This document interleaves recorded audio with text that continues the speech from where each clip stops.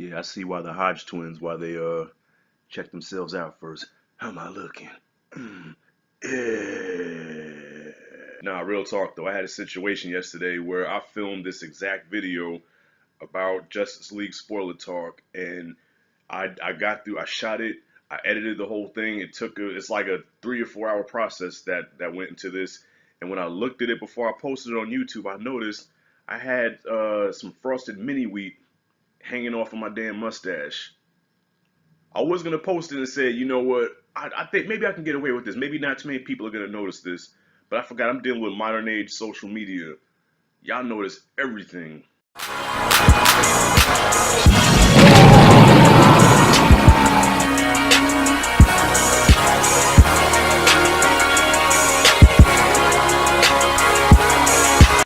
Alright, man, so I went on a whole, it wasn't even a rant, man. I really was rambling yesterday about Justice League. So God does everything for a reason.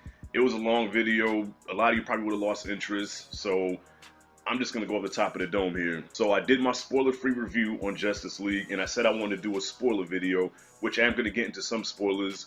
But I said, you know what? I'm gonna sit back for a few days. Okay, I'm just gonna sit in the cut and just see what everybody else is saying about it. So, of course, after I post my video, I go and I watch the other YouTube critics who I love to watch. They inspired me to start my own channel, and that's Jeremy Johns, Stuckman, The Schmoes, Jody's Corner, J3 Entertainment, and Double Toasted. I watched those guys, see what they all said, and their opinion was a lot different from mine. Like, all of them pretty much agreed the movie had some good stuff in it, but then it was kind of mediocre at the end of the day. It could have been a lot better. I, on the other hand, I loved the film, alright? And no, I'm not a DC fanboy, alright? I'm not a DC fanboy or Marvel fanboy. I love comic books. I love comic book movies.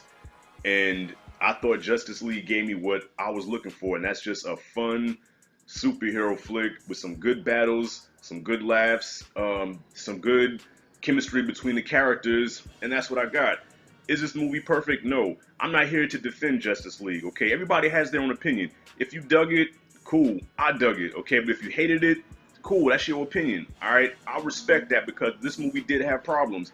But when I walked out of that theater, I felt I got my $12.57 worth.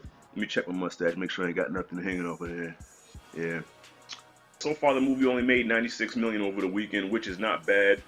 But compared to the $300 million budget that it took to make it, yeah, that's kind of considered a flop, and I think Warner Brothers is kind of nervous right now, and which makes me nervous because I want to see more of these films, but I hope they don't pull the plug and say, okay, let's just start from scratch and not release another DC movie for a few years. I hope they don't do that because, especially after the end credit scene now I'm going into some spoilers.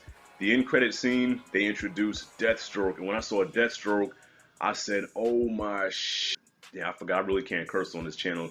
Yeah, when I saw Deathstroke, I said, oh my God. It was bittersweet because they had to show Jesse Eisenberg's Lex Luthor, who I'm not a fan of. But when Lex Luthor said, you know what, let's start our own league.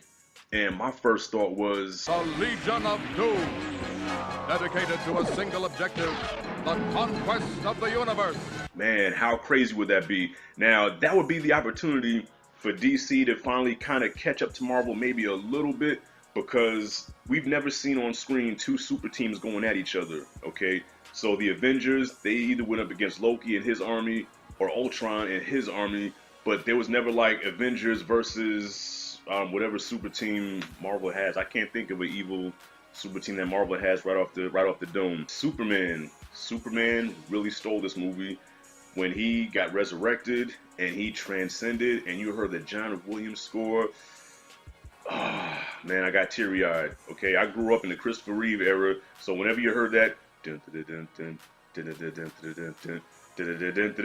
it just gets louder and louder. Superman stole this movie because we finally get to see Superman in his full, all-powerful glory. Like, Superman is the most powerful character in the DC universe, and the fact that in BVS, Batman actually not only gave him a run for his money, but Batman defeated Superman, and I'm like, okay, as a Batman fan, I guess you felt good, like, yeah, Batman's the best.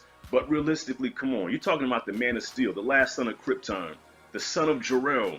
There's no way that Batman can defeat Superman, I don't care what kind of suit he makes.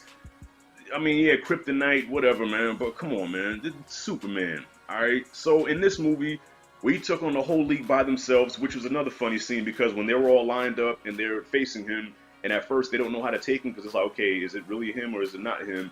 And Aquaman's looking like, okay, bro, something ain't right with this guy. And I forgot if it was Cyborg or Flash that was like, yeah, you know, dude, chill out, it's okay. And Aquaman's like, nah, man, something ain't. Look at him, he ain't right. Something ain't right. And he whooped all of them. And with the headbutting contest of the year between him and Wonder Woman headbutting each other, you know, that was ill. And the way he took Batman and just threw him like he was nothing, I'm like, that's how it should have been the whole time. By the way, I forgot to mention Cyborg in my other review, and I feel like such a sellout because he was like the only black superhero character in the movie, and I forgot to mention him. My bad. Yeah, Cyborg was cool in this movie. I never thought that Miles Bennett Dyson, I never thought his son would grow up to be Cyborg. All right, well, Miles Bennett Dyson, that's a character from Terminator 2, those that don't know. So yeah, Cyborg was cool. Some of the CG was suspect. There was some shots where he kind of looked like 95 Power Rangers, the movie type CG. But then other times it did look good, okay? But Cyborg overall was good. He did have a lot of backstory because I guess, you know, they introduced him in the Flash in the movie, so I guess they had to do backstory on both of them.